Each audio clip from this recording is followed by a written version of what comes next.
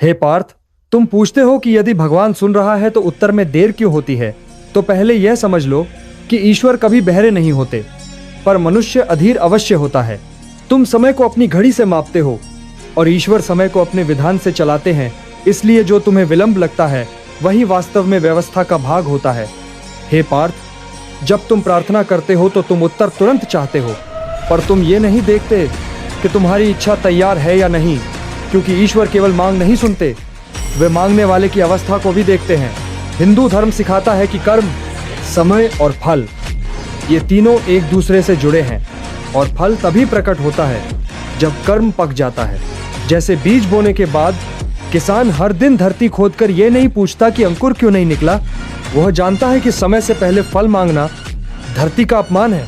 उसी प्रकार हे पार्थ, हर प्रार्थना का उत्तर होता है, पर हर उत्तर तुम्हारी इच्छा के रूप में नहीं आता। कभी वो उत्तर रूप में नहीं बल्कि परिस्थिति बनकर आता है, कभी रोक बनकर, कभी मोड़ बनकर, क्योंकि ईश्वर तुम्हें सुख नहीं बल्कि सत्य की ओर ले जाना चाहते हैं। तुम यह समझते हो कि देर इसलिए हो रही है क्योंकि भगवान नहीं सुन रहे, पर सत्य यह है कि देर इसलिए हो रही है क्योंकि यदि अभी दे दिया गया तो तुम टूट जाओगे या भटक जाओगे। हे पार्थ, जब मनुष्य बार बार पूछता है कि भगवान कब देंगे, तब वह यह भूल जाता है कि वह स्वयं कर्म में कितना स्थिर है। क्योंकि गीता का धर्म ये नहीं कहता कि बैठकर प्रतीक्षा करो, बल्कि ये सिखाता है कि बिना परिणाम की चिंता किए अपने कर्तव्य में लगे रहो। प्रार्थना और कर्म में यही अंतर है। प्रार्थना विश्वास से जुड़ी होती है और कर्म उत्तरदायित्व से, और जहां दोनों मिल जाते हैं वहीं ईश्वर का उत्तर प्रकट होता है। हे पार्थ, कभी कभी ईश्वर चुप रहते हैं क्योंकि उस मौन में तुम्हारा अहंकार टूटता है, तुम्हारी सहनशीलता जन्म लेती है और तुम्हारी दृष्टि गहरी होती है।